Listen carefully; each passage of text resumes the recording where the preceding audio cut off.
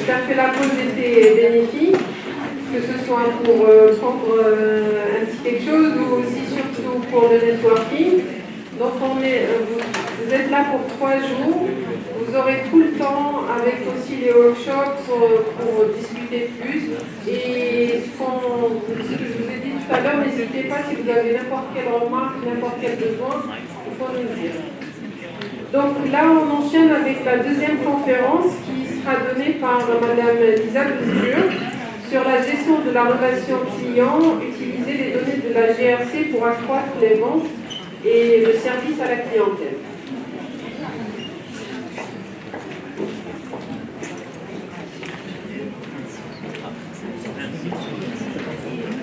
Good morning. I will be speaking in English, so I will try to not speak fast.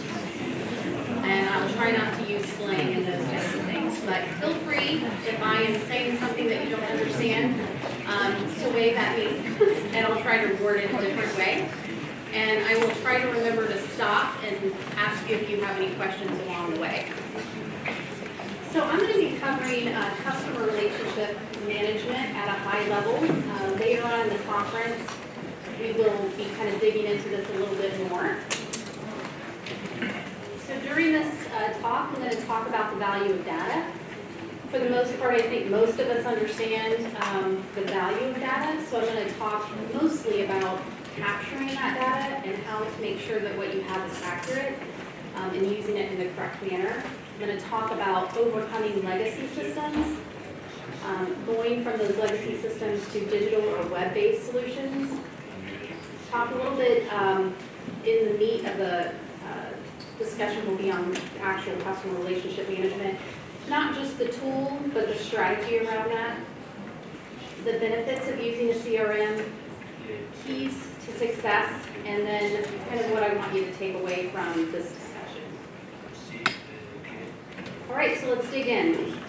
So I think most of you in this room are involved with contact centers, not necessarily data centers, but to give you a statistic, every new data center, according to this article, in Europe drives about $397 to $436 million a year in revenue for that country. So, especially in the U.S., there's a lot of value in data, and knowledge is power. It gives you a lot of information to make data-driven decisions. So what I want you to think about is how can you capitalize on your own data? Most contact centers have a ton of data. It really comes down to being able to get to that data and actually putting a strategy around that data. There's a lot of data that's free that, in my experience, we generally don't capitalize on. And there's even data that's worth buying. Certainly you need to look at the rate of return on buying data, but it's definitely something to look at. And then there are a lot of opportunities to participate in third-party surveys in your industry. So just by participating in the survey, you can actually get a lot of really valuable data that can help you from a competitive perspective.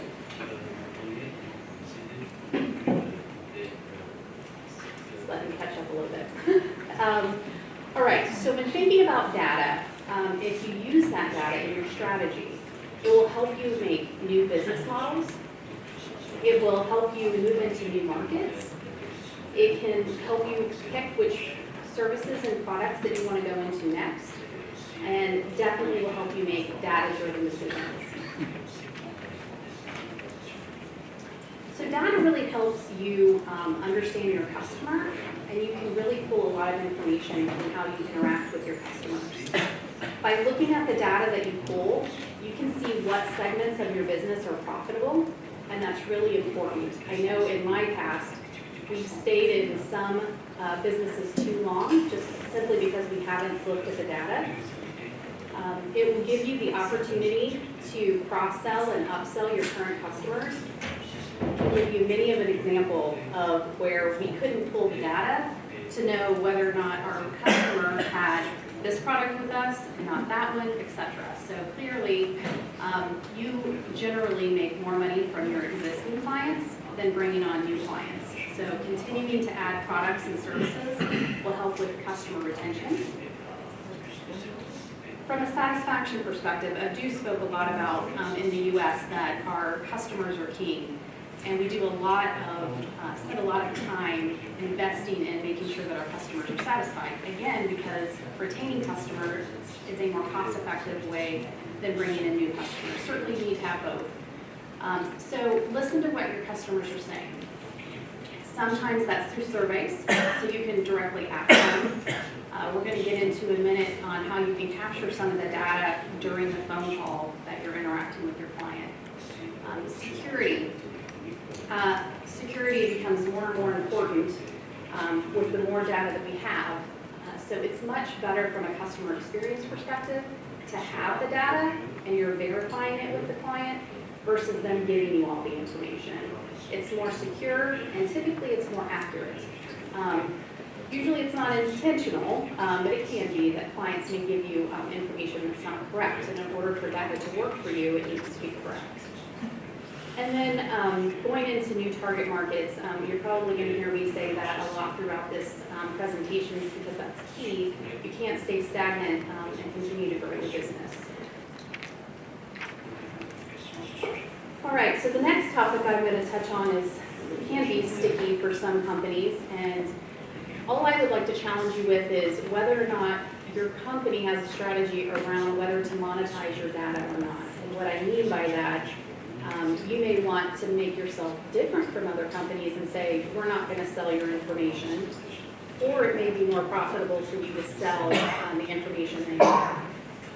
So that's a decision that you have to make for your company, what's going to be best for you. And then from an automation perspective, if you have the information in one system, you need to be able to populate that information into other systems. And we'll talk later a little bit how that is going to help you from a contact center perspective. But if you have the information in one place, you should have it in another place as well. And then from underwriting a risk, so I'll give you an insurance example. So in the insurance world, there are different reports that can run in the background.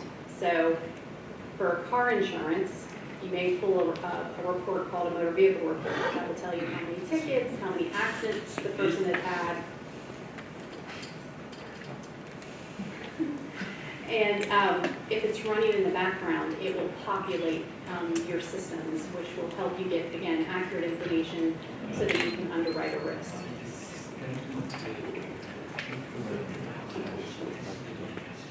And then also data can help you from a competitive perspective. So if you have information on your competition, you may decide, okay, we're really good at these three things. We're going to focus on these three things, and my competition may be really good at these three things. It doesn't mean that you don't care for those three things, but you're going to focus on the things that you're really good at and pour your marketing dollars and all of that in the area that you want to focus on. But you can't make those decisions if you don't have the data. All right, so I think most of us can agree that data is valuable, and it gives you the information that you need to make good decisions. The hard part is making sure that you have good data.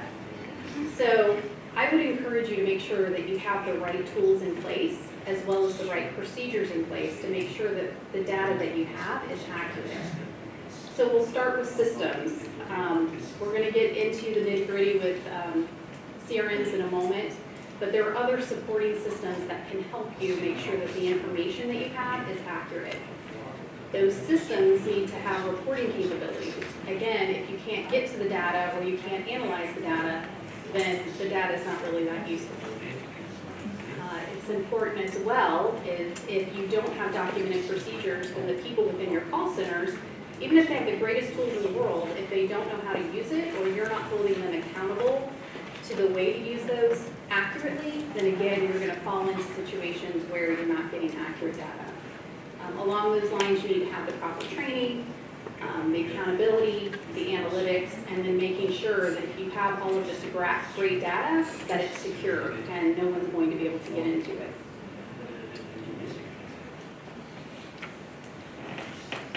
So in my past life, I worked for a major insurance company, And this was a huge pain point for us. And I think that it's probably a big pain point for most call centers. And that is you have many, many systems. And depending on what your call type is, you can have additional systems. And taking those systems into web-based systems takes some time, and I'll talk about that in a moment. But there are some things that you can do to work around your legacy systems.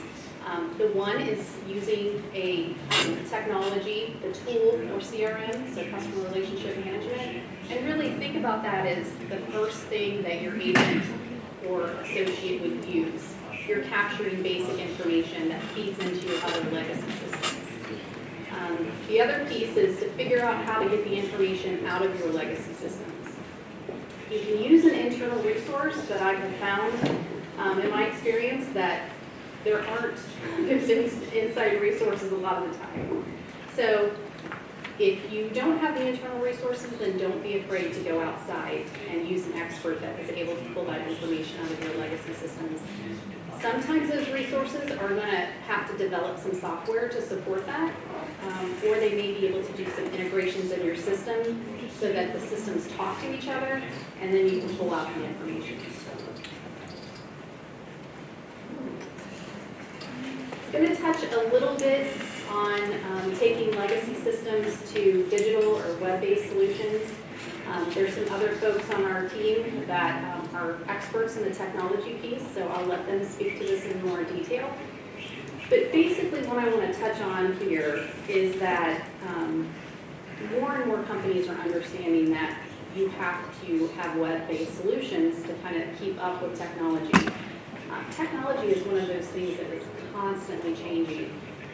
In fact, as a company, we allow our employees time on the clock to self-educate because it changes so fast. And in order for us to stay competitive, our associates have to be up to date on all of our technology. So most companies understand this and are starting to make strides in getting there. And there's just some statistics there that I will allow you to read, but basically most CIOs or chief IT technology people are focusing on that. So just a warning.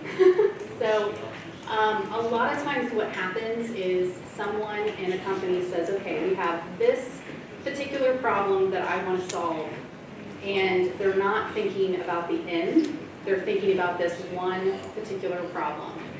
So what happens is you go to a company and you have them build you a piece of software that solves that one problem.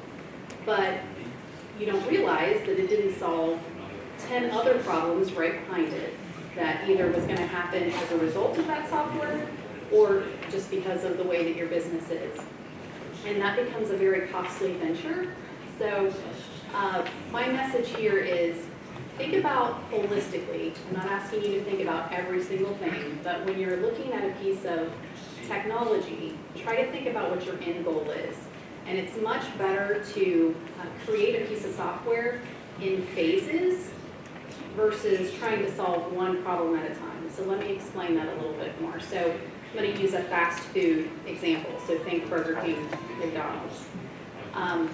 Not sure how it is here, but in the US, there's been a shift where typically you go inside and you order, or you go to the drive-thru. Well, now everybody has a cell phone and they can pre-order, and there are many examples where fast food restaurants, or maybe even not fast, but faster than a sit-down restaurant, they haven't incorporated how to support that inside their organization. So they built part of the strategy in the app where you can actually order, but they didn't build the part that actually will help them support that solution. So it will take, in the end, more time if you do these segmented solutions versus looking at it as a larger project. It'll cost you more money, and it'll deliver you less value. So I just take this away. Think about the bigger picture, what you're trying to solve. And yes, it may cost more at the beginning. It's going to save you more in the end. And it's going to be a more successful project.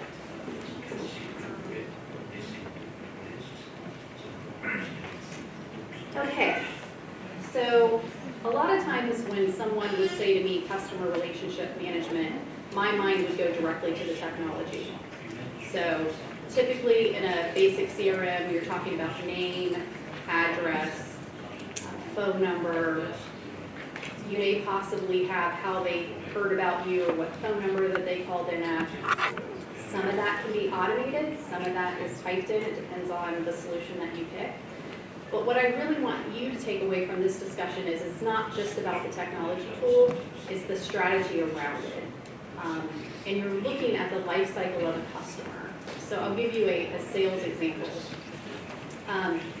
You have contact with a customer.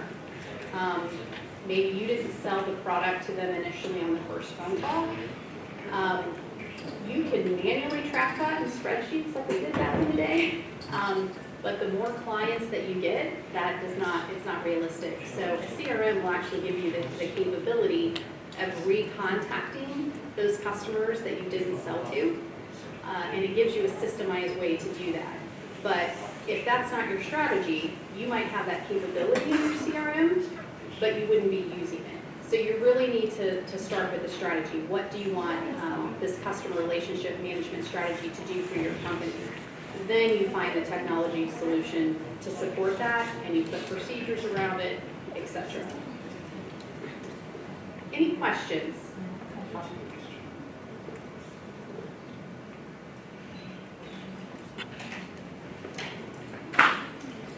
So the key thing that I want to point out here, I kind of already mentioned the things that you typically capture, but along the same lines of when you're thinking about a large IT investment, think about ultimately what you're trying to accomplish. So do you want to track types of calls? So for instance, you can identify areas that maybe you can do through your IVR. You don't have a person to actually do that. That's going to be more cost effective. So in order for you to be able to track that, your CRM has to have some way of knowing what type of call that was. So think about that when you're putting your strategy together. What are the types of information that you're going to want to gain later? And capturing more data than less data is always a better way to go, because it's better to have it and not need it than need it and not have it.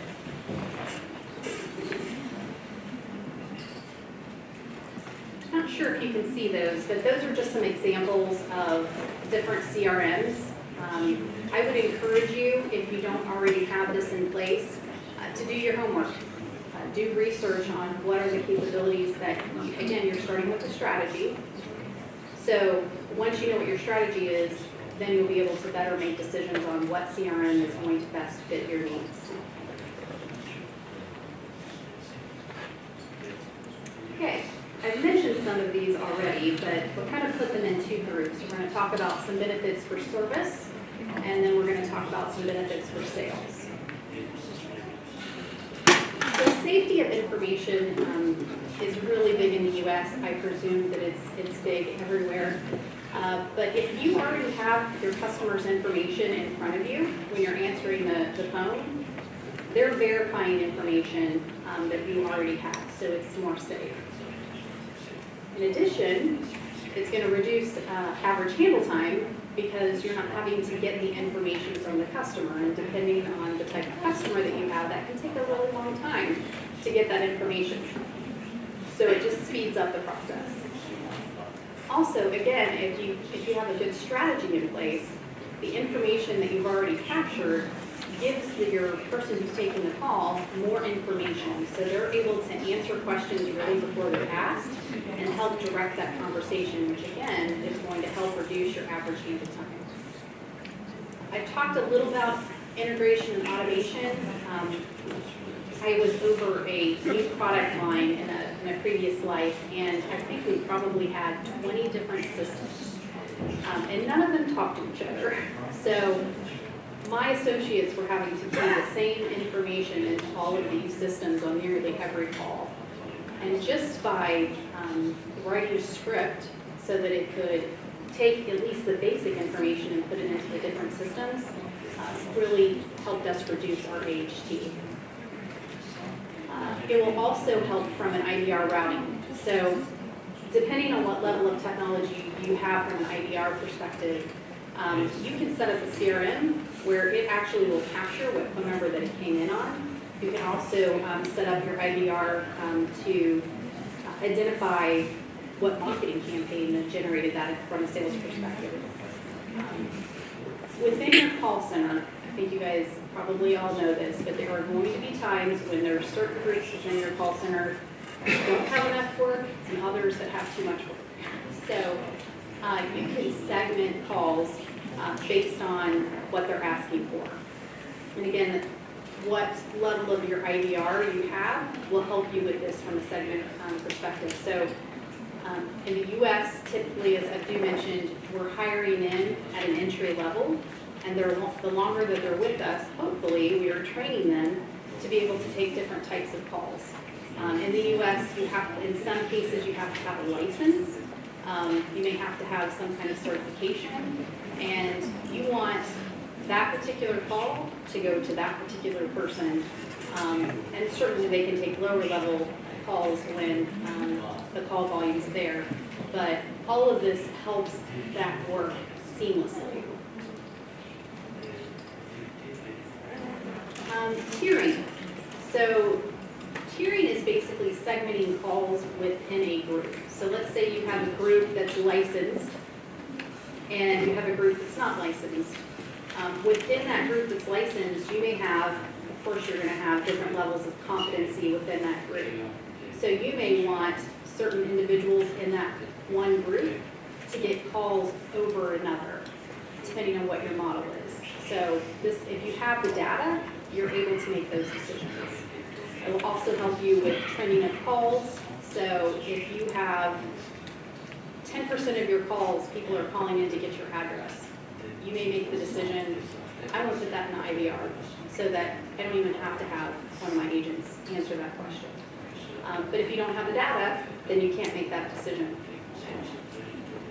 Another thing that I've seen more and more is the website. And I do think that that has to do with the age of your client base. So the younger generation is going to want to use apps and websites.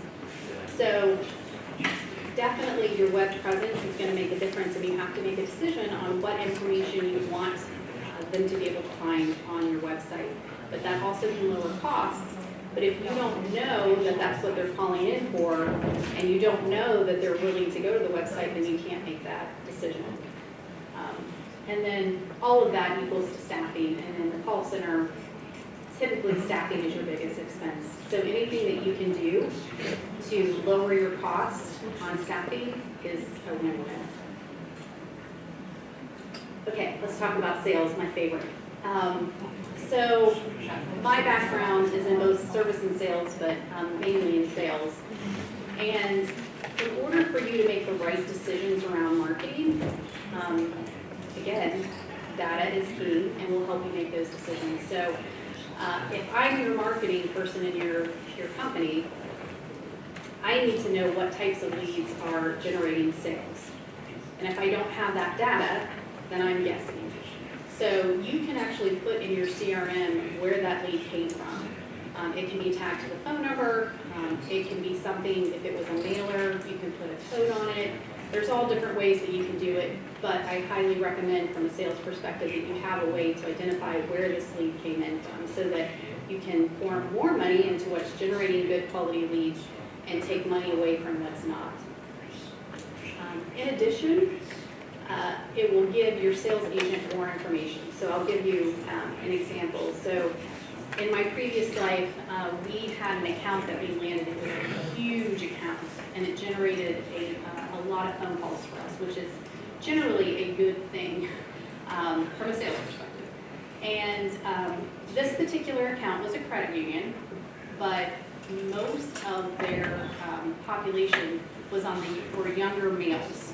And in the insurance world for auto and home, that doesn't necessarily translate to great costs. In fact, we were typically more expensive.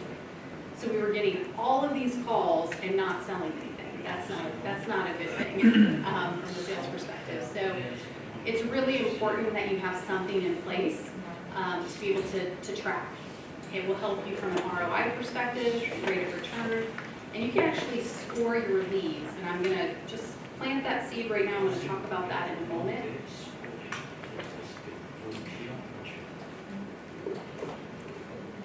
And I've said this probably 3 or 4 times, but I think it's important, so I'll say it a bit, is you need this data in order to make strategic decisions around sales. Clearly, in my previous example, we needed to take the money that we were spending to market that credit union and spend it elsewhere.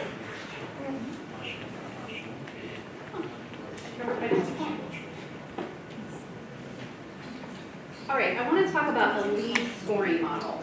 Hopefully you can see this. So whether the person is on your website or whether they're calling into your contact center, you're getting all of this data. Hopefully, as we previously talked about, you're capturing all the data and you have things in place like procedures and training and the right technology to capture it accurately. So we're going to presume all of that's in place.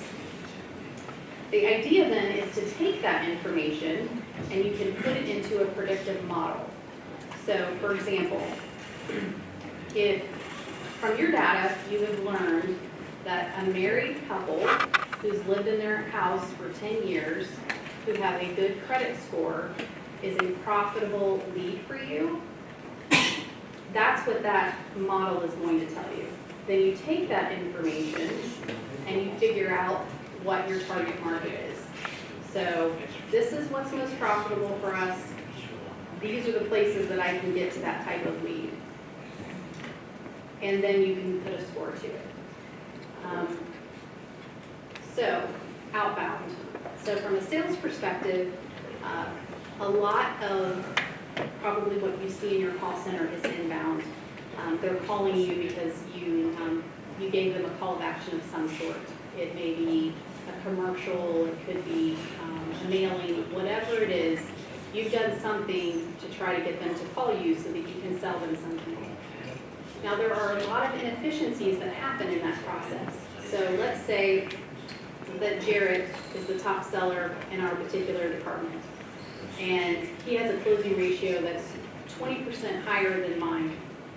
So when he takes a call, he's more likely to close that sale than I am. If I pull a report of all of the customers that I didn't sell, and I put it through this predictive model, so I know that they're good quality leads, so I'm not sending all of the leads back through, but the quality ones that have gone through this model, then I'm going to put those particular calls in a group of Jarrett's, all of these high closers. And why would I do that? Because somebody with a lower competency didn't close it, but someone with a higher competency from a sales perspective did. So you can take unclosed sales, put them through this model, so you're only picking the ones that are high quality, put them into a dialer. And what I mean by dialer is the technology where it calls out to people systematically, and if they answer, it transfers into your inbound call center. And then you can tier, which I'll talk more about on the sales side in a moment, and put it into this group of higher closers. Does that make sense so far? Okay. Now you can do that on an individual basis. So let's say you have a salesperson who left the company. And if you don't have a systematic way of getting to the people that they talk to, then you've potentially lost those sales. But if you have all this information in your CRM, I can pull everything from that one person that left the company and assign those to other people within the organization. And then you can do it through your whole organization. So we've done analysis, and there's a particular marketing that did fantastic, and maybe they didn't get through the first time, or maybe they got through and there's another product that we want to sell them. You can pull everything from that particular marketing campaign, put it through a dialer, and then send it back into sales. You can also cross-sell. So you can pull a report if you have everything in your CRM, so you're tracking, this customer has this product with me, but they don't have that product. So you can actually call out, put them in the outbound dialer, and try to cross-sell them or upsell them a service. And then I've already mentioned the tiering piece. I will just share with you that we've done a lot of different types of tiering over my career. And the pieces that I feel work the best is performance-based tiering. So you take the associates' KPIs, you rank those, so maybe closing ratio has a higher rank than a quote to inquiry or a quality score.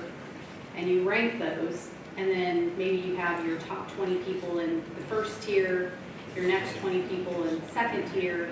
And again, the whole reasoning behind it is if you have a lower call volume, you want the best people to take the calls that you get from the salesperson. Okay, vendor management. There's a lot of benefits on if you need to utilize a partner to do part of your business. If you don't have the data, again, you won't be able to make a decision on whether a vendor is the right fit for you. But if you do have the data, you'll be able to do analytics and find out what types of calls or processes are maybe a good fit for you to outsource. It also gives you the ability to limit systems, which also plays into costs. So let's say, for instance, that you have a process that only requires 2 systems, but in your call center, the agent has access to all 20 systems in my previous example. So you may decide that it's a more cost-effective way to utilize a partner, and you can limit their system access, which will save you costs. And you can also segment part of your business, which provides you with flexibility, overflow. You may have certain times of the year where you're busier. Maybe you have fluctuations in your call volume. Using a vendor may be a good solution for you to help you with those fluctuations in your staff. And again, if you have the data, you can make decisions where that makes sense for you. Questions before I move on? Okay, so let's talk about keys to success. Some of them I feel like I've repeated a few times, but that won't stop me from doing it again. So it's important to capture data, but it needs to be accurate data. And I really feel this is where we fall down a lot of the times, is the data's there, but it's not necessarily accurate and or we can't get to it. Make sure that you invest in the right technology tools to be able to support to that end what your strategy is. And that's another place that we sometimes fall down, is not being willing to invest in the right technology. You may have technology, but it might not be the right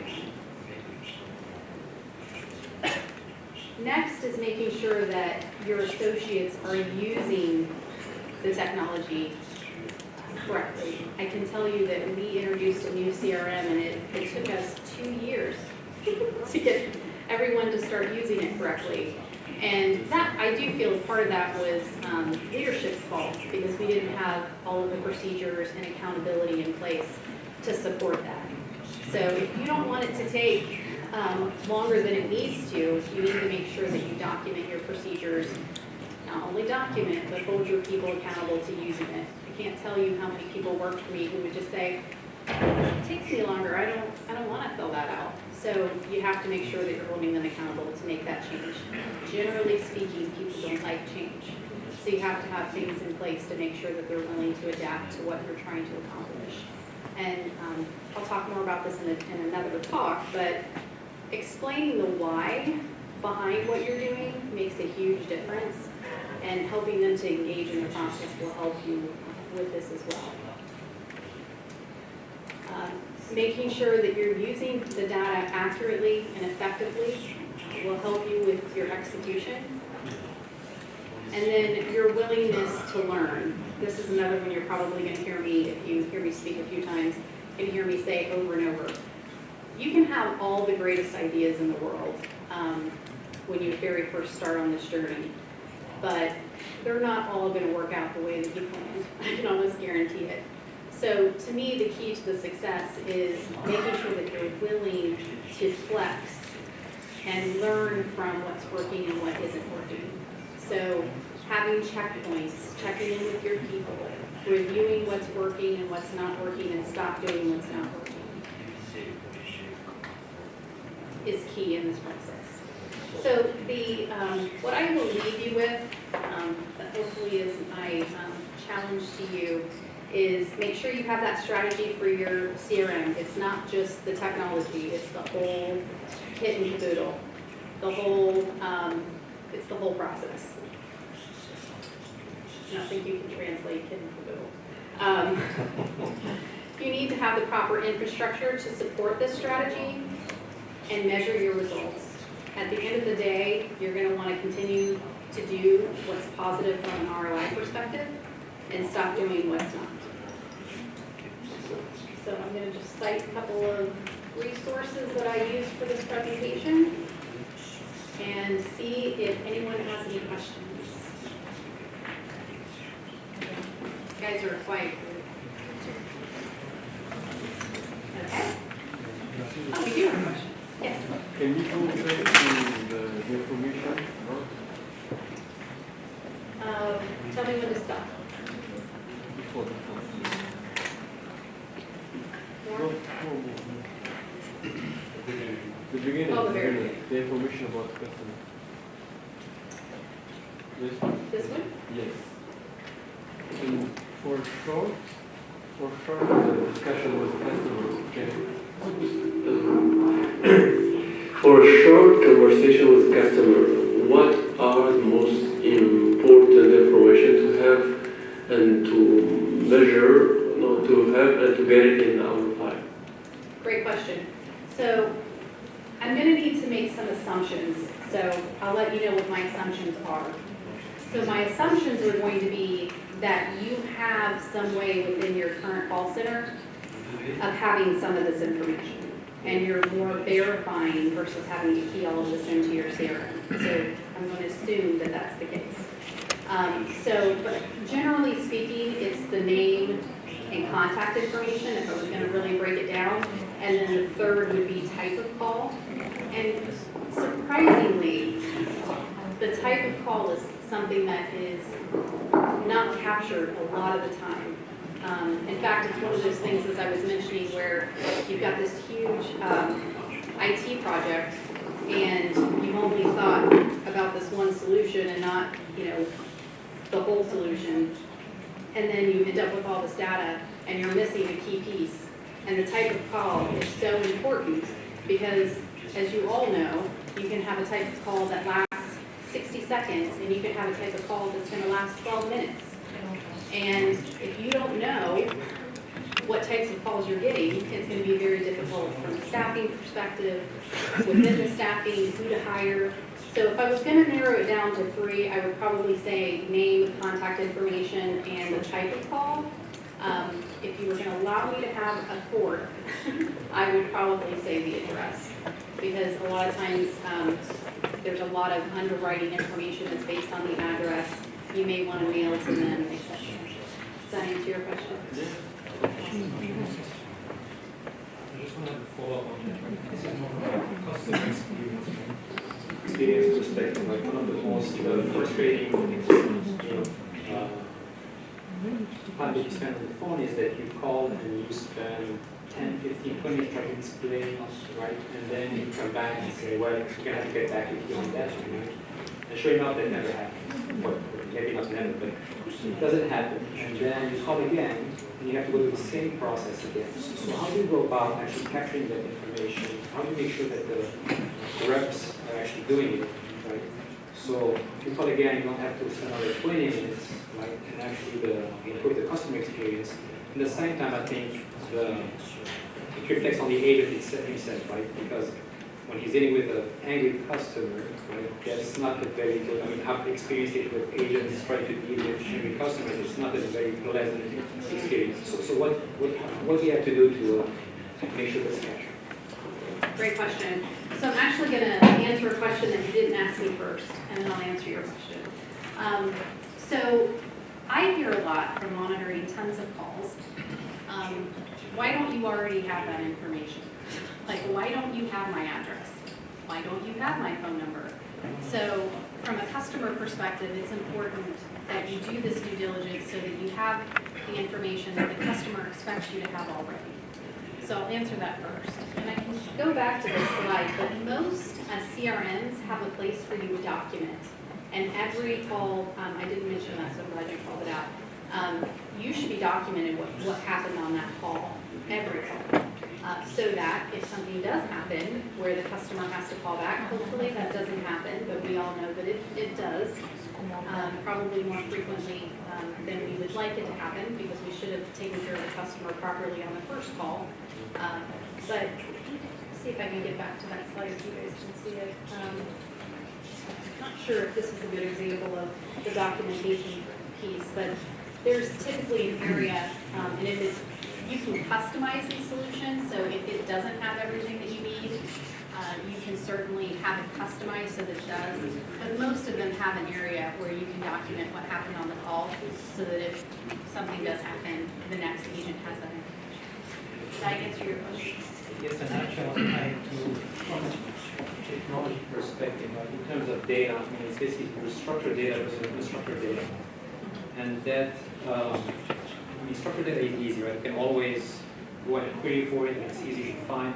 But the unstructured data, where basically your notes, right? How do you go about finding the right note? I mean, if I have 10 calls in the system, how do I go quickly about finding the right note for this customer? So there may be more ways than this, but I'll tell you my thoughts, and we can get more into it in another discussion. But there's the free form documentation that I almost feel like you can't eliminate no matter what, because the way that I'm getting ready to describe to you doesn't capture everything.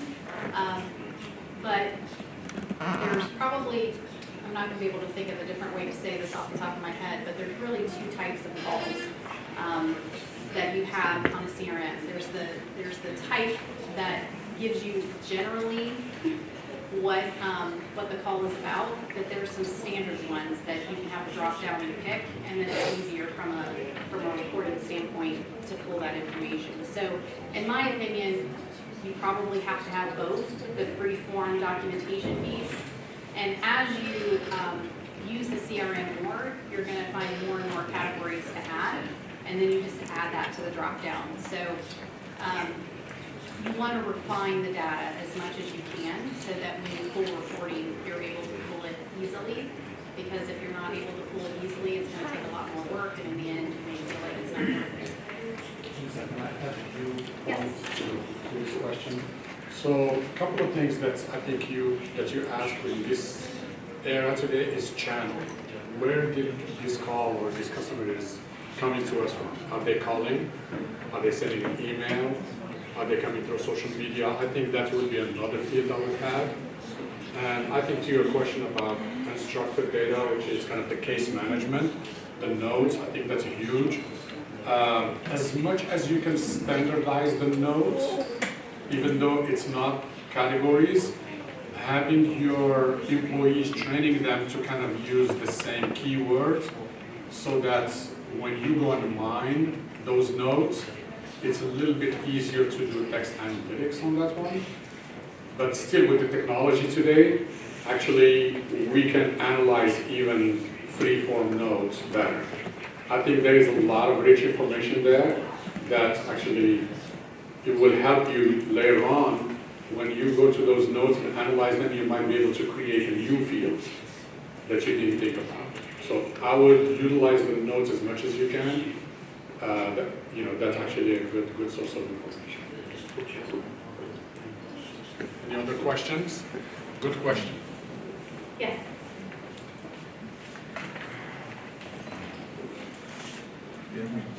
I have a question.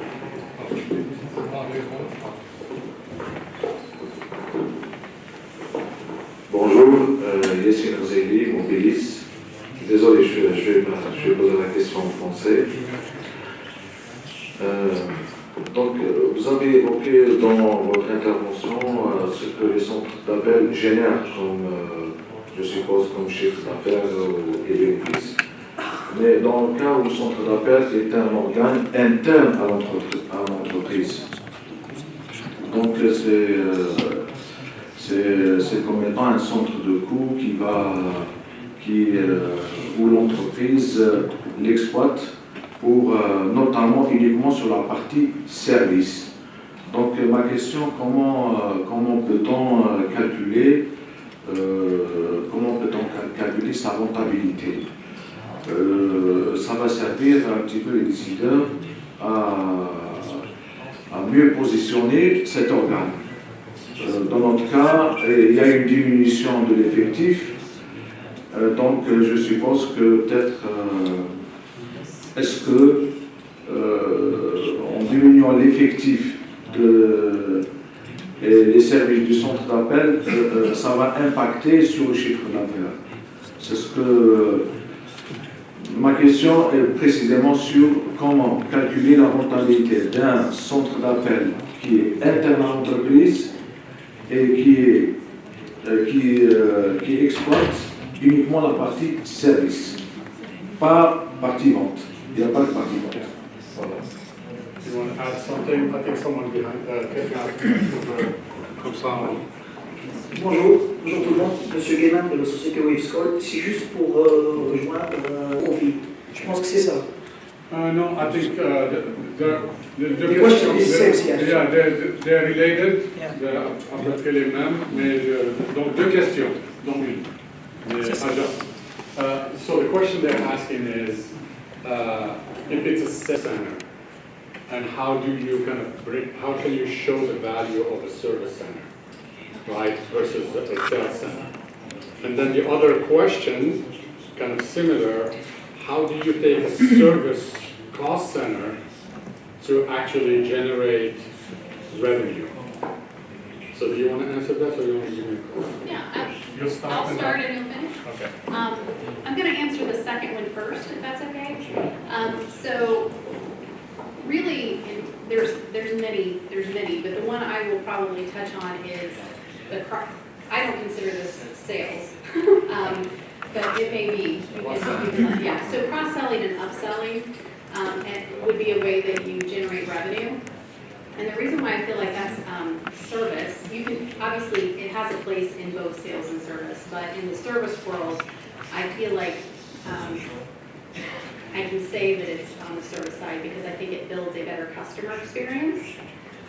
If they have more products and services with you, they're more likely to stay with you. And if they have a good experience, then they probably are going to stay with you. So if they have a need and you haven't even suggested it to them, then they're going to feel like you're not taking care of them from a customer service perspective. So yes, the argument could be made that that's kind of a blurry line as to where the cross-sell, upsell falls.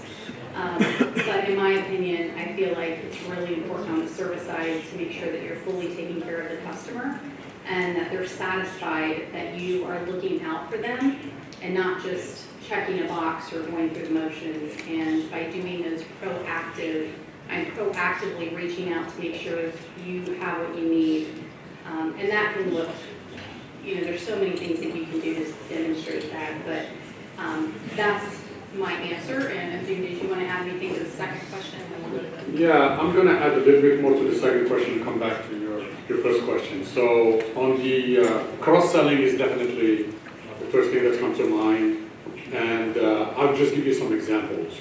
So for example, because actually when we were at MetLife, I was on the service and Lisa was on the sales side. So we used to get a lot of calls and we would generate leads from those calls to sales organization. And an example would be someone that's calling in for a disability product where a woman is pregnant. Okay, and she calls, she says, hey, I'm pregnant and I'm gonna take off work for the next 2-3 months and we need to fill out the paperwork so that she goes and have her baby. And then we took that as a moment of truth, we call it, or a happy moment, and we said, hey, you're gonna have a baby. Did you think about life insurance because now you're gonna have someone that you need to take care of for the next 20 years. So we actually generated leads to sales agents in the field to actually sell life insurance. So now you take a service call, and then the beauty about cross-selling, you want to do it at the right time, right? You don't want to get someone that's calling you upset, and at the end of the call, you say, would you like to buy something from me? So then you messed up the whole experience. So that would be an example. Let me give you another example. Actually, an airline company, actually you guys know it probably, United Airlines, a while back, they actually started selling product for other companies. So you call in, actually today you see it a lot more actually in the internet if you go, and so that they started by, you call in to reserve, a trip to let's say, Miami, from Houston to Miami, and I'm talking about this is 10, 15 years ago before the internet. And then they were saying, hey, now I can partner with the rental car agency. So after the call, they say, hey, when are you going to be in Miami, did you think about renting a car? Oh no, I didn't think about it. Well, let me transfer you to a product. So let me transfer you to Ace. So now they started generating income. So it's about partnerships. The same thing, the credit card industry, they started partnering with other private label companies. So you need to think about your service, and you need to think about how you can be able to kind of add the cross-selling. So that would be one piece to the second question. Now we're not dodging your first question. So the first question was pretty much how do you bring the value of a cost center to senior management? So it's really, that's why I was looking for this slide here. It's really a hard one to answer, because one is you're going to need a service center at one point, whether you like it or not, right? Because the customer either is going to be starting to defect, they're going to start leaving you because you're not providing good customer service, and then at one point senior management or the leadership is going to pay attention and figure out, okay, we need to really figure out how to come back and start the service center. Or for you to be proactive and figure out how to find what is the cost of poor quality. It's really hard to measure, but you need to think about, you know your business better than I know your business. And then you say, okay, by not answering the calls, or each call that I'm getting today, if I deliver a poor quality, either I'm not answering the call, or I answer it and I make the customer even less happy, or I don't solve their problems, what impact is it having to my profitability? It's a stretch, but there is a way to come back and just tie it into your profitability. And the biggest one that I could think of is really the defection rate or the attrition rate of your customers. How many customers are leaving the company? And I'm not going to say I guarantee you, but you will find a big correlation between not answering the phones or giving poor quality and actually customer attrition. I mean, I see it today. We have a call center. We're kind of an outsourced call center in the US. We're like a vendor. And we have some clients that we answer calls for them. And frankly, when we don't do a good job, they leave. And it hurts, and we feel it in our bottom line. So we're starting actually internally working with our management team, we're working with our agent to make sure that they give the best customer experience. So we were able to see it because we're on the management side, and we could see that clients are leaving. That's because we were not giving good customer experience. So that's the one I can think of. The other one is really educating through third-party research, educating the senior management team that customer service is very important. Or finding a champion in the leadership team, in senior management, to actually be your advocate for customer experience. That's something I can think of. Top of my head. I think we have another question back there. I don't have a question. I will answer just to the question of the person. I will answer in France. Juste pour la question concernant comment calculer la rentabilité d'un service client et faire remonter au management la rentabilité. Je Je pense qu'il y a des KPI en se basant sur un bon CRM, sur le type des appels, sur la clôture de l'appel, sur le ratio d'appels par la base de données. Donc il faut toujours aller vers un nombre d'appels entrants qui diminue et un nombre un temps d'appel qui est court. Donc pour résoudre le problème et surtout un KPI sur la résolution du problème. Combien ça va prendre pour résoudre un problème. Et tous ces KPI peuvent prouver au management que ce service, que ce centre de service est en positif pour la société. Ma question a été un petit peu globale parce qu'un opérateur cherche un petit peu à gagner des parts de marché, augmenter son parc abonné. Donc, il a un organe interne. Bon, il veut savoir ce qu'il génère comme profit. Comment il participe à générer son profit et comment, sachant qu'il n'est pas en train de vendre à travers cet organe. Donc, c'est les clients qui appellent cet organe pour s'informer certains du produit. Voilà, c'est un petit peu cette corrélation, parce que c'est à travers ça que le management peut décider à ce qu'il réduit le centre d'appel ou créer peut-être, ou externalise, ou enfin, c'est à travers ces paramètres un petit peu, parce que Sarah, elle a évoqué au début de, pardon, Lisa, elle a évoqué au début que les centres d'appel génèrent des profits. Donc, le côté interne au niveau entreprise n'a pas été un petit peu présenté dans le... Voilà. Oui, parce que the reason you were saying that in the beginning of the presentation we were saying that the call centers generate profit. And the reason she was saying that is because in the call centers in the US, and maybe that's something I didn't talk about in the history of the US, over the last 10 years with the introduction of CRM, the call centers started actually answering these questions that you're asking is like, how can you make more profit? How can you add more to the bottom line for us? So the call centers in the US, even though they are cost centers, and they are actually a drain on profitability, they are actually asked to generate profit. So they're becoming more sales and service centers. So that's why now we're calling them contact centers, because we want them not only to answer calls and for service, but we want them to actually generate profit as well and prove their existence at the end. I think we have a comment or questions back there. Bonjour, c'est Madame Sonda, du centre d'appel d'ANPT.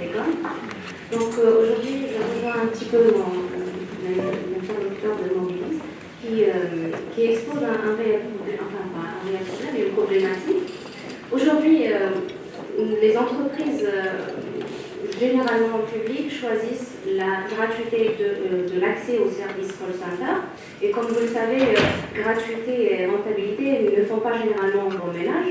Donc, il est question aujourd'hui de trouver une solution, de quantifier cet apport, l'apport du call center dans la prise en charge de la clientèle.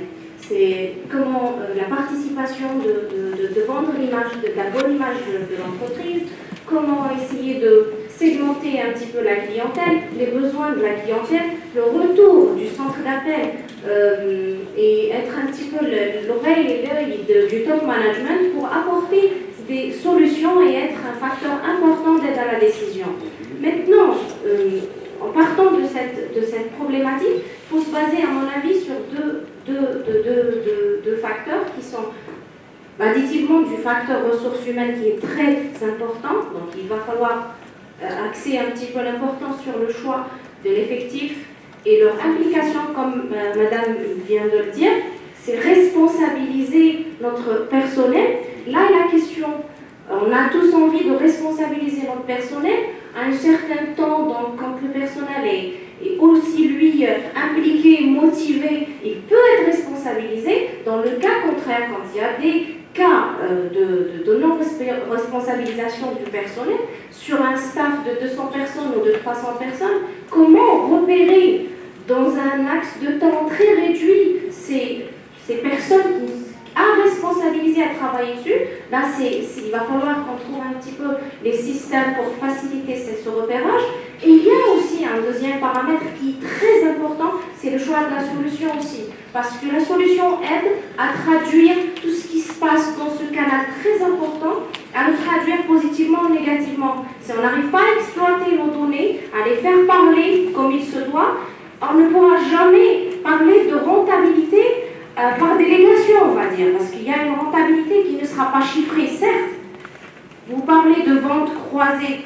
L'agent qui va faire une vente croisée va aussi prendre du temps parlé, donc il va consommer un petit peu des ressources.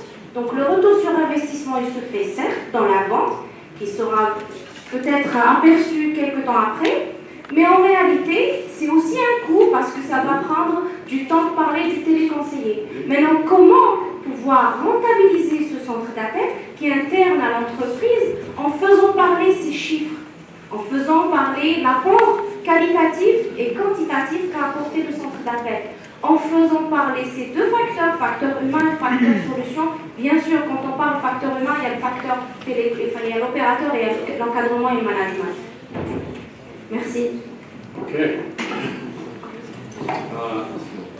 Look, very good point you guys are making, because it's helping us actually see what's kind of going on in the call center industry in Algeria, especially in this case, the telecommunications sector. And I had a chance to speak to some of you about the issues that you're facing. And I'm going to speak from the experience we have in the US, because it's going to be very hard for me to come in within, like this morning, within like 2 or 3 minutes or an hour, and try to kind of bring a solution for you that you've been dealing with for maybe the last year or 2 years. But all I can tell you is what are some of the things that we do or we did in the United States to be able to solve some of these issues.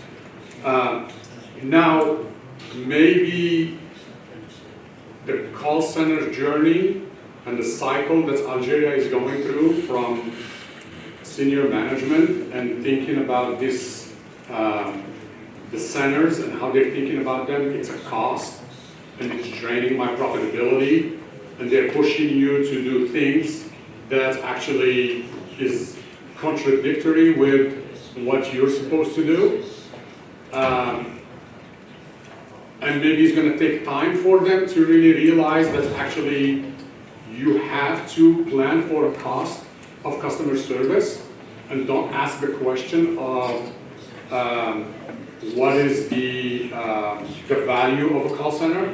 I think the questions that you're asking, I know they've been asked early in the 2000s and 1990s in the US. And it took senior management time that they said, I know this is part of my cost. A call center is something that I have to have, because the customer experience degraded, and also the competition was actually proving things that they needed to show that the call center is needed. So maybe you guys are not at that level yet. I'm just kind of saying, because I don't want to give you a solution that's a US solution, and maybe we are at a different times in the cycle. So again, in the US, every company, they budget for a call center. And they don't ask for that service to actually be reduced to zero, because they know that actually you need that call center. But what they ask the call center management to do is to optimize it. So one, through CRM, make sure you're not answering the simple calls by an agent. So make sure those are answered in the IVR. Make sure those questions are pushed to actually the client. So So instead of waiting for the client to call, and so give them the information first. Our system is down right now, so if they call, they already know it, so they don't have to talk to the agent. Vendor management. In the US, they outsource a lot. Like I used the example earlier, they outsource a lot to the Philippines. So it's to reduce the cost. So that's where, so they know there's going to be a cost, but we're trying to reduce it to as much as possible. That's why we talk about robotic process automation.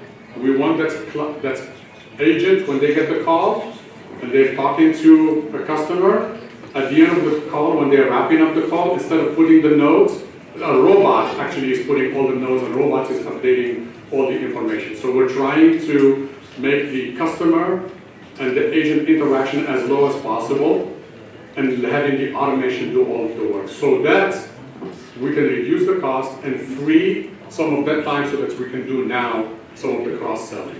So maybe you guys are at the intersection between the management team and the cost center management of what is the value of these costs. And maybe they're just waking up in senior management that they didn't plan for this cost. And now they're looking at their profitability and they say, wait a minute, I used to make, I'm making this example, $1 million a year or a month. Now this call center is taking $500,000, it's reducing my profit by half. I need you to reduce it, So I don't know, and maybe it's a wake-up call for that. But the only thing that I can, the advice I can give you is really collect as much information as you can, as much data, and really try to automate as much as you can. Automation is key, and pushing information to customers is key, so that you can reduce the calls and or showing them that actually you're doing more with less cost. Because that's what we used to do, and actually tomorrow I'll talk about one of the presentations of how during the financial crisis, how we actually reduced the cost, from like $100 million budget to like $70 million budget by $30 million by just doing some of the things that we've been talking about right now. And then you kind of get them off your back. That's okay, you are actually being a good manager and a good steward for the company to actually reduce the cost, but this cost is not going to go away. I mean, maybe it's going to take them time to figure it out, but customer service is part of doing business. That's all I can offer you at this point. Just one comment on that. So when you get a call, a service call, right, and you ended up with a an upsell call, I mean, do you end up actually tracking that time? I mean, it's the same call, right? So the handle time is, let's say 5 minutes. 2 minutes of it was the service call, 2 minutes of it was actually the processing call. So do you put in place tools where you actually say, well, my service call is this, the cross, and then you can actually track those and figure out, if my cross-selling time, this is how much leads are generated, or how much. We did. I mean, when we did cross-selling, to your question about, okay, I have a call and usually it's 5 minutes, but if I'm going to cross-sell now, I'm going to add another minute, right? Now my call is 6 minutes, right? So the management is saying, wait a minute, you need to reduce the time. Why are you going from 5 to 6 minutes? So from CRM, we track that 5 minutes is service and 1 minute is cross-sell, and then we did an ROI, return on investment, on that 1 minute. And if it made sense, if we spend $1 million a year, right, on that's extra 1 minute, and then we're generating $10 million in revenue, it's a good answer. I mean, it's easily answered. But if we're spending $1 million a year and we're generating only $500,000, then we stop. I mean, we don't do it. So you're right. I mean, we do track. But the problem that they're having right now, from the discussion I had earlier with a few of the managers, is that I think the senior management is realizing that actually they have this new cost, or this call center and then they're asking the question is, what is value it's bringing to me from a service perspective? And I don't know, that's, you know, it's a change management even at the senior management level. That's the way I'm interpreting it, and I could be wrong, so. Salam alaikum. Hello, Fatih Makhlouf de la Banque Baraka. J'aimerais juste apporter une information supplémentaire par rapport à ce qui a été dit, c'est-à-dire la dimension objective, c'est-à-dire lorsqu'on crée un call center, c'est-à-dire il faut lui assigner des objectifs. C'est par rapport aux objectifs arrêtés que l'on va dire est-ce qu'il est performant ou pas. Est-ce que c'est un call center qui vient en support à d'autres canaux, c'est-à-dire il y a d'autres canaux qui existent et il est là pour supporter, ou bien c'est carrément un centre de profit où il prend l'initiative, par exemple, d'appeler les clients, les prospects pour proposer des clients, il devient un canal de vente. Là, il faut prendre ça en considération. La deuxième des dimensions, c'est l'aspect processus. C'est-à-dire qu'on ne peut pas isoler le centre d'appel, on ne peut pas isoler... Je continue ça. On ne peut pas isoler le centre d'appel de l'ensemble de l'entreprise. C'est-à-dire qu'il fait partie, il assure une partie du process. C'est-à-dire, je pense, c'est la performance de tout le processus qui doit être pris en considération. La finalité, c'est le client. C'est-à-dire, est-ce qu'on a servi le client? Donc, comment on a servi le client? On décompose ce processus-là et on essaye de repérer où est-ce qu'elle est la défaillance. Et là, on peut dire, dans la partie centre d'appel, on est performant, c'est-à-dire on consomme moins de ressources dans le service client, où là, on est moins performant. Voilà. So yeah, it's back to the KPIs that you decide when you build the call center. Very good point. Thank you. Bonjour, c'est Ouhachi Hamel de la Banque nationale d'Algérie. Donc, comme on sait, le secteur bancaire est assez réglementé en Algérie. Et pour l'efficacité d'un centre d'appel, on souhaiterait savoir, pour le client bien sûr, vis-à-vis du client, est-ce qu'il serait mieux de sous-traiter ce service ou bien de le laisser au niveau de la banque? Et si c'est de sous-traiter, quel est le moyen de savoir que ce service est efficacement utilisé au niveau de notre fournisseur? Merci. So the question is about vendor management, and it's specifically to the banking industry. So, very good question again, and I can tell you in the banking industry, and I'm just going to speak from the US perspective, I cannot tell you about other parts, but I think it's the same thing. It's a really good parallel because it's regulated as well. Whenever there is money, there is regulation.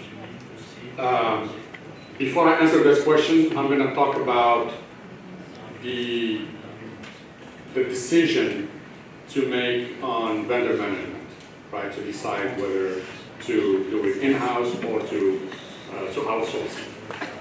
If you take the example of Microsoft or Google, they outsource all of their calls. 100% of their calls are not answered by Google employees or Microsoft employees. Why? Because their core competence is not call center. It's Google. You know what Google is, right? It's search engine. Microsoft, it's an IT company, it's a software company. So they say, you know what, I don't want to deal with call center, I don't want to learn it, I don't want to deal with it, it's okay. And just outsource the whole thing. So that's the extreme. JetBlue Airlines also do the same thing. 100% of their agents are not JetBlue, and they all work from home because it's just a reservation. There is not a lot of information there, and it's okay. Now you go to the other side of the spectrum. You take a government agency, the taxing agency in the United States, the IRS, no outsourcing, zero. Everything is done internally. Now you go to banking, the reason I gave you those two so that I can bring banking in the middle, from our experience in banking, we outsourced a certain percentage of the calls, not all the calls. So what we did, you start, this is back to CRM, and if you have very good information, actually, Lisa talked about it in one of her slides, if you have good information on the type of call, and then you take the type of call, and actually this afternoon I'm going to show a slide on type of call and the length of the call and how long it's taking. So you start looking at the type of the call and you say, this call it takes only about 1 or 2 minutes. This type of call takes 20 minutes. This 1 and 2 minutes, actually at 30% of my calls are 1 and 2 minute simple calls that I know that I can outsource. But these calls, I get only about 5% of my calls come in, and they're 20-minute calls. Don't outsource that. The reason about outsourcing is that you have to worry about the turnover. The employees leaving the company. So you always have changing employees. So training them, you want to give the simplest calls possible. So you need to look at your type of calls, like for example, in banking, I can tell you the type of calls that we answer. Ordering a checkbook, new checkbook, okay, I can do that. Hey, can you tell me the last 5 balance, the last 5 inquiries? I don't have time, I'm in the car right now. I cannot go to the web and kind of check my account. Can you tell me the last transactions that I did with this store and how much it was? Or can you tell me the last 5 transactions? Can you tell me what my balance is? So these are the ones that, they couldn't put their phone. So those, I would say, and then what we found, the sweet spot was 50% or less, at least in banking, because the rest was pretty much calls that customers are calling in to address an issue. I made a payment that didn't go through. Someone in the Philippines cannot answer that. It's very hard. So you do a lot of research. So that's, I don't know if I answered your questions, but it's going to depend on your company, and then the biggest thing is really the type of calls. If you know that, and you know the length, and then also the training time. There's another way to look at it. In your training, you can say, oh, how long does it take to train this type of call? Oh, okay, this takes about 1 week. Okay, that's good. Anything 2 weeks or less, 3 weeks is fine. When it starts to get into 6 or 7 weeks training, stay internal.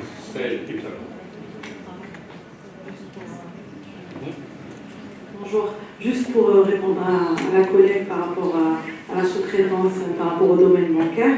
Donc, c'est selon la stratégie de la banque. En fait, si vous voulez sous-traiter votre centre d'appel pour faire de la vente ou de l'information, vous pouvez outsourcer. Mais si la banque décide de donner la connexion de son core banking, donc donner plus de satisfaction client, on ne peut pas sous-traiter, on ne peut pas donner notre système d'information à un prestataire.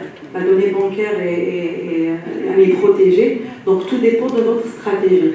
Par expérience, si vous voulez donner par exemple l'information sur une disponibilité d'une carte, d'une mise en opposition en ligne, ça ne se fait qu'en interne. Pour ça, de plus en plus de banques préfèrent internaliser. Même par rapport à l'acheminement, par exemple, prendre une réclamation, c'est rien par rapport à un centre d'appel externalisé. Mais le temps de vous transmettre la réclamation, c'est un champ, c'est un processus encore plus long. Voilà. Donc, je voulais aussi rebondir pour une autre question, par rapport à cette donnée. Donc, les call centers ont plusieurs données. Donc, ils récoltent la data. Je ne parle pas des centres d'appel bancaires, donc pour les centres d'appel qui font de la vente et de l'information, on a le droit de vendre cette data, ces informations-là, et tout en respectant les informations individuelles et personnelles des clients. Est-ce que je peux, moi, ramener d'autres informations des autres call centers? Voilà, je voudrais avoir vos... exactement. Je peux, base de données, voilà, exactement, pour encore renforcer ma base de données personnelle, peut-être pour faire de la prospection, pour ramener d'autres clients, des prospects. Moi, je parle du point de vue des États-Unis. Yeah, so back to the question, when I was answering it, just to your point, I mean, I don't know the regulation here in Algeria. So if the regulation is like the example I used with the taxing agency in the US, you cannot outsource and you're stuck. You have to do everything internally, then the regulation is forcing you. But if the regulation, you can work with it, then I would just go to what I said. But that she's making a good point. Now, as it comes to collecting data, to reinforce or to get more information, to actually do more, prospection, yeah, definitely. I mean, in the US, that's what we do. We have our own data. We can get more information to add to it so that we can be more segmented to really get, I think, to the lead score. We can score our data, create some more predictive modeling so that we can, instead of calling 100 people, we know we can call 20 people and get a very good response rate, then we do that all the time. We even sell the data. I think she talked about monetizing your own data. As long as you ask permission, in the US, we ask permission that, hey, you're giving me this data, and I'm going to sell it. Now, it's like a big contract, and it's at the bottom, so nobody reads it. And then everybody says yes, they don't know that we're getting that information. And we monetize it. So in the US, actually is a little bit looser than Europe. But yes, we buy lists, we buy information. Anybody that can give us information, we'll add it and we'll monetize it. Facebook. No, I mean, we collect Facebook information. I mean, we collect everything. So actually Facebook is, they have a lot of problems with their data anyway, so I think a lot of companies exploit that. So, other questions? I saw some hands go up. Sorry, I took over here a little bit. Yeah, question? Yeah, let me give you that.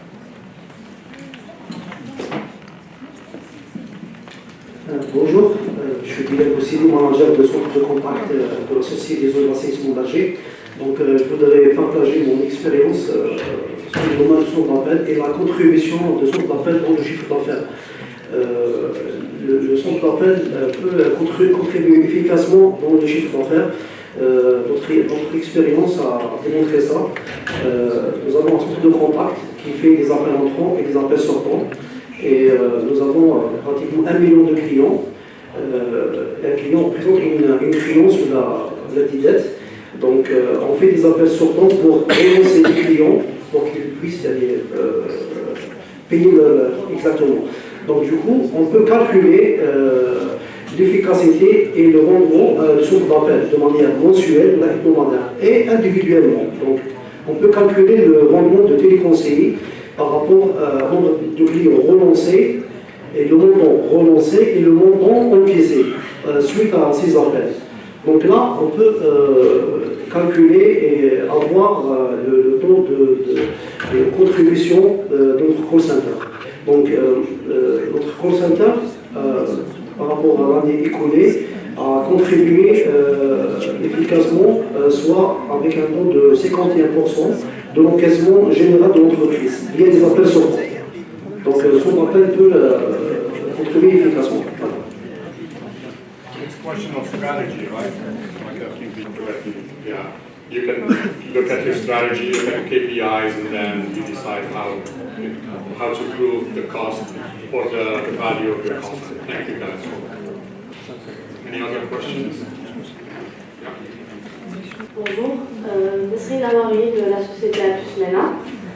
La question s'adresse à M. Hassain et à Madame de Couture. Je vois sur ce slide que $3 trillion was wasted on poor quality data. Est-ce que vous pensez vraiment, comme vous aviez dit tout à l'heure, que chaque information collectée sur un client ou un potentiel client était importante, qui pourrait vraiment avoir de la data de mauvaise qualité? Et est-ce que ça ne dépend pas justement de la stratégie qu'on met en place pour étudier et exploiter cette data et de l'analyse qu'on met dessus pour savoir plus tard est-ce que c'est de la data de bonne qualité ou pas? Est-ce que toutes les données sont exploitables ou pas? That's, I think, most of her slides at the beginning, they were about the quality of the data. And frankly, when you think about the data that we collect, is it 100% perfect?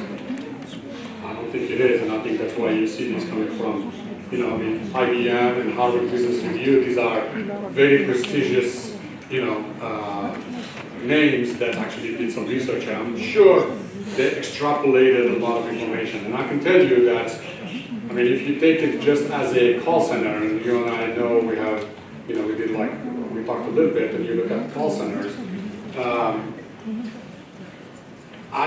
You know, throughout my career, I've never seen where we collected 100%, you know, correct information. So there's always going to be some, you know, quality issues in the data. Now, should you go and say, and I used to struggle with this a lot with a lot of employees where, well, I don't want to go and do this because the data is incorrect.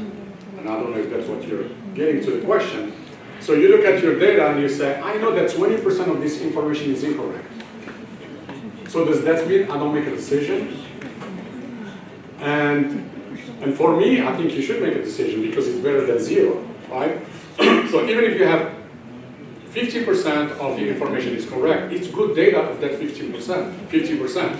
So of course, you're going to use that when, I mean, there are some statisticians maybe in the audience that they would know exactly how to treat that information, decide how much of it is relevant, how to actually exploit it, to really come in and make some decision. Actually, we're going to talk this afternoon about how to take data and make it, you know, get to information, insight, and then recommendation decisions. And frankly, if you know, and you usually know that you have some flaw in your data, then when you go and make a decision to maybe do a new strategy, is don't go 100% in. This is where you do a little bit of piloting, right? You do some testing. So I know my data is not correct, so let me go, let me do a test, and then let's just validate before I go all in. And when you do that test, you start finding out that, oh, okay, well, this is actually not really good. Let me tweak it. You change things until you feel, have good confidence. Nothing is 100% perfect. When you get to a certain level, each company decides 70% confidence is good versus, you know, if you're NASA and you're trying to send a man to the moon, you want to have 100% confidence that that thing goes up. So they spend a lot of time doing that. But we, you know, trying to cross-sell someone on life insurance, you know, like we can try it, you get it, and then it's always about optimizing and having that feedback loop of the information and then making your data even more and more. Now, if you know your data is incorrect, then back to the process and procedures that Lisa talked about, that you need to make sure that going back to your employees and training them, that you need to capture it correctly. Can you get the information actually automatically versus having an agent, you know, code it? So those are the things that I would. So that's the way I would approach it. You covered most of what I would have said. The other thing that I would encourage you is to focus on what you can control. So in my experience, where data can get skewed as far as quality is if your agents or associates are not following the procedures. So let's say half of your agents aren't putting in, let's say more than that, 75% of your agents are not consistently putting information in, then your data is going to be skewed. So it goes back to what Abdu just said. If you're monitoring your folks, you're looking at the information, your data will continue to get better and better. Please. Add a little bit on the data side, a couple of things. So my background is on research in psychology, but still relevant. So on the data side, a lot of times you'll be able to find outliers and things like that, and you can clean up some of that data to some extent anyway. So you're not always looking for, you will never have 100% certainty in anything you're doing when you're looking at statistics, but you can clean up some of that data, even manually if you need to, not millions of records, but at least some of them. And then the next thing is you're looking for trends. So, you know, you're going to have, depending on what kind of analysis you're doing, you'll have statistics in there for variance. And you're looking for general trends and directions, and you're following those trends. So, and over time, those trends can change based on a million different reasons. But that's kind of what you're looking for. So data it's not a magic bullet. It's not something that's going to solve all of your problems in the perfect way. But what it does is gives you direction to follow that's informed instead of just kind of making guesses or doing it on intuition that always isn't accurate. A very good interactive session. Very good question. Thank you.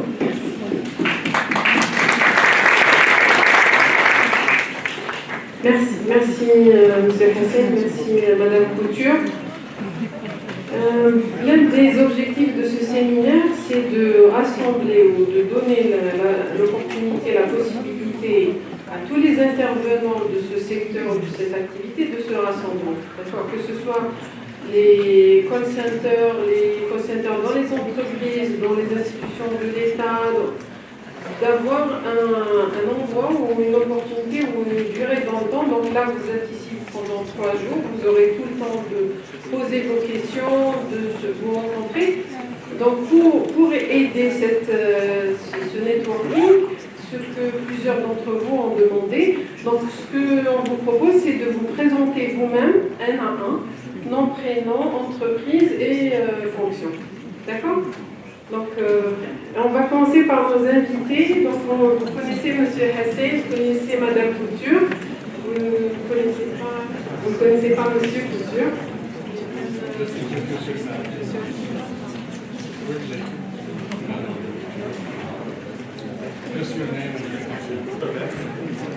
My name is Janvier Couture. I am the president and founder of Edge Webware. So we do anything to do with websites, basically programming. So lots of mobile apps, web applications, and integrations. Thank you. Je m'appelle Anwar Brouaï, je suis informaticien de formation, ici en Algérie d'abord, aux États-Unis. J'ai travaillé dans des boîtes de consulting, dans le domaine du développement, de l'intégration de systèmes pour des systèmes assez lourds. J'ai des petits projets, des grands projets, des projets de quelques millions de dollars à. Le plus grand projet était 2 milliards de dollars, un projet informatique. Donc, ma spécialité est le développement. J'ai géré des équipes de 60 développeurs onshore et offshore, en particulier en Inde.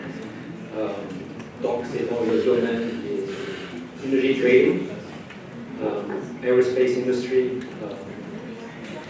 and now in the call center world, working with Apple and new call center. Merci.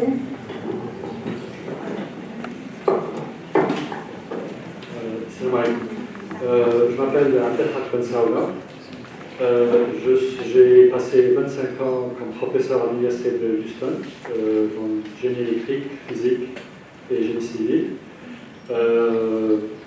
Mon domaine, c'est plutôt les sciences des matériaux, semi-conducteurs, la nanotechnologie. Et depuis 3 ans, je fais du consultanat et la création de l'InnoServe. Je suis vice-président des technologies. Donc, peut-être qu'on parlera une autre fois. l'InnoServe travaille dans les domaines des call centers, mais dans d'autres domaines aussi. Bonjour, c'est Romain Soubian. Je travaille au service central d'informatique prévôt de la gendarmerie nationale. Je suis ingénieur de formation en informatique. Je pense que c'est ça. Bonjour, c'est Rofat Hachor, ingénieur en télécommunication à la gendarmerie nationale. Bonjour, je m'appelle Boalem Chafro, je suis ingénieur en télécommunication. Je travaille au niveau du service de transmission de la gendarmerie nationale. Salam alaikum, je suis Marawi Ali de la direction du projet de la gendarmerie nationale, ingénieur en informatique. Madame Abdi Laïchour Tamila, Donc après 11 ans d'expérience au niveau de la Société Générale, en tant que directrice banque à distance, j'avais lancé en 2008 le premier centre d'appel bancaire en Algérie et le premier produit de SMS banking. Donc après 11 ans de Société Générale, je réitère cette expérience au niveau de la banque où j'ai lancé il y a un mois la banque à distance. Voilà. Bonjour, je suis Madame Abdi. Moi, je travaille dans le monde de développement local. Bon, je suis comme ingénieur en informatique au niveau de la direction système d'information. Je me présente à vous, donc c'est Madame Janvier. J'ai 15 ans d'expérience dans ce qu'on appelle la satisfaction client et les centres d'appel. Donc j'ai déjà une première expérience au niveau de Jay-Z, par la suite au niveau de PGE. Et actuellement, j'ai développé le centre d'appel de la Banque de développement local. Merci.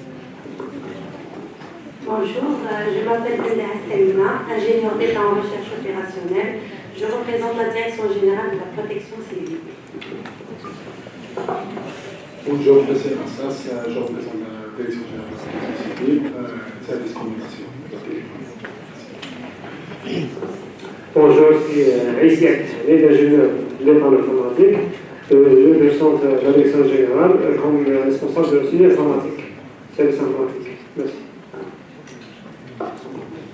Bonjour, c'est Wahachi Amal de la Banque nationale d'Algérie, responsable cellule d'écoute et de communication qui englobe le centre d'appel et la réception des appels, réclamations, informations au niveau de l'ABN.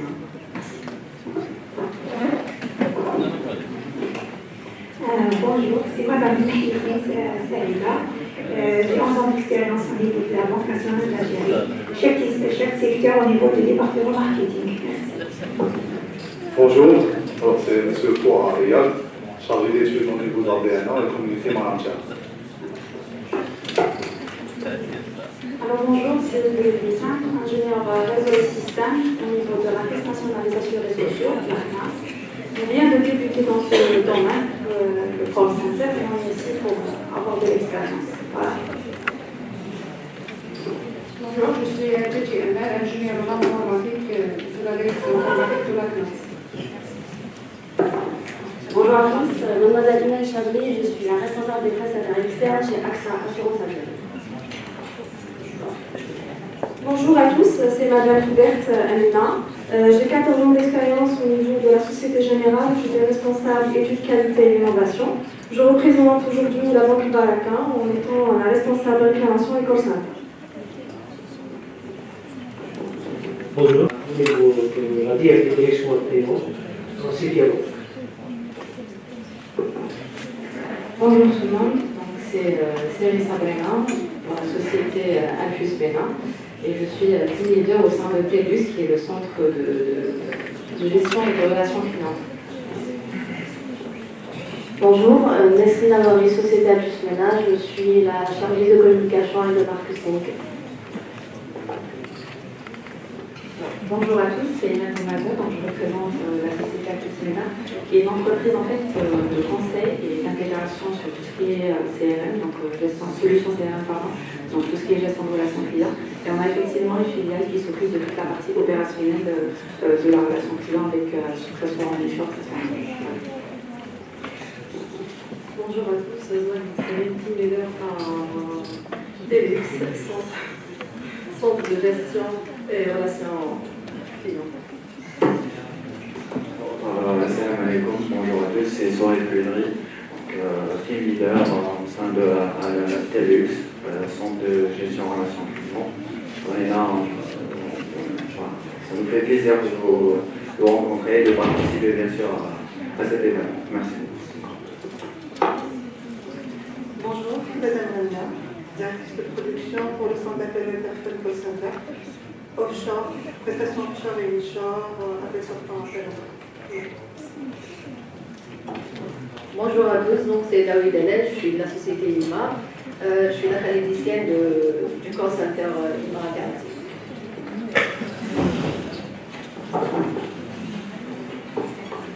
Bonjour à tous, c'est M. Fidel Madanek, responsable de production IMA Interactive. IMA Interactive est spécialisé dans les études de marché et de satisfaction client. Bonjour à tous, c'est M. Asroni Ali, informaticien de formation. Donc, je suis chargé de tout ce qui est solution basée sur call center et interactive. Bonjour, c'est Hicham Ahmed, je suis enseignant à l'université et fondateur d'une entreprise spécialisée dans la recherche marketing research, et j'enseigne aussi le market research, donc je suis très ravi de faire partie de ce domaine. J'espère être en mesure de vous apporter une petite expérience de l'université et écouter vos besoins aussi. Bonjour tout le monde, c'est Mademoiselle Yassine Kelima, je suis manager call center mobilise grand public initiative.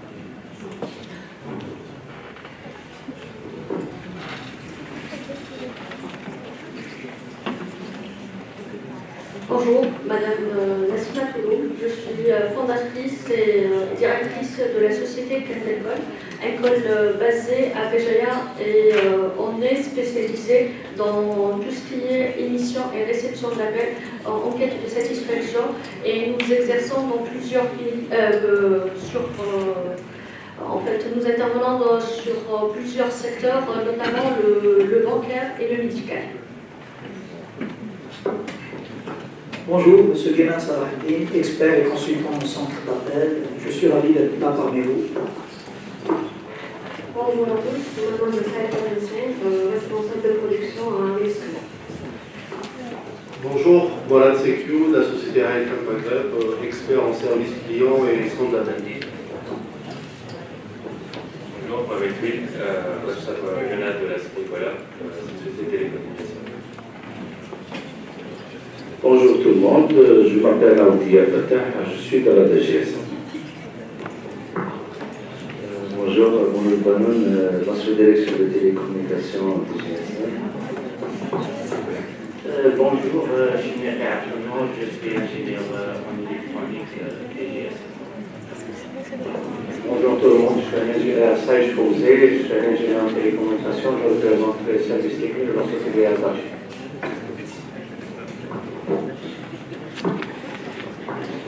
Bonjour, Hachmi Chérif, chef du centre de commandement et de contrôle de la supérieure d'Alger. Je suis accompagné des ingénieurs et techniciens dans le domaine et nous sommes venus voir ce que vous savez faire et ce que vous proposez aussi. Bonjour tout le monde, c'est M. Loazan Mohamed. Je suis chef call center du recrutement de services au niveau de la TGSM. Le call center, c'est le 1548 et le 17 pour les secondes relations publiques d'Alger. Bonjour à tous, c'est M. Saïd Montrani, je suis ingénieur en informatique. J'occupe le poste de responsable informatique chez Cartel, qui est un centre d'appel qui est spécialisé en e-shore et offshore. Merci. Alors bonjour à tous, c'est Oubaïd Ahlan, je suis l'office manager de Cartel, donc je travaille avec M. Saïd Montrani. Bonjour, c'est M. Hadjan, responsable reporting et fiabilisation des données au niveau du centre d'appel de la Jeune Télécom. Bonjour, je suis Paul Rachid, je travaille au call center de la Jeune Télécom. Je suis responsable d'exploitation et suivi de l'activité call center au territoire national. Bonjour, c'est Mme Tritati Mayem, je suis responsable de contrôle qualité au niveau du centre d'appel d'Algérie Télécom. Bonjour, c'est Mademoiselle Fondari, je suis la directrice du centre d'appel d'Algérie Télécom qui s'occupe de la prestation interne pour ses clients et qui preste aussi pour différentes entreprises. Bonjour, je suis ingénieur d'État en réseau et sécurité informatique au niveau du centre de transmission du ministère de la Défense nationale. Merci.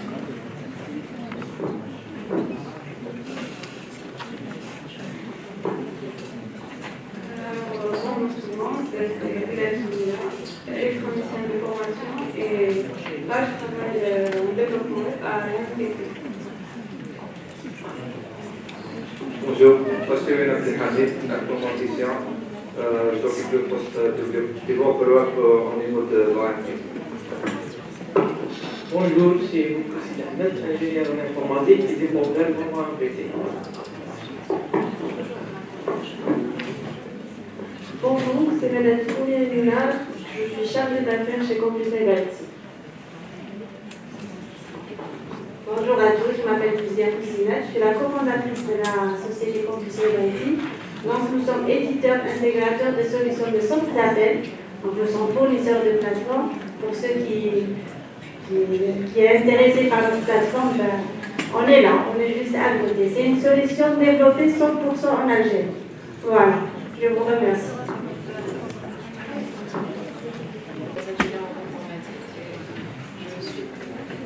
Je suis chef de cellule de développement et architecture de solutions IT à Janvier Télécom.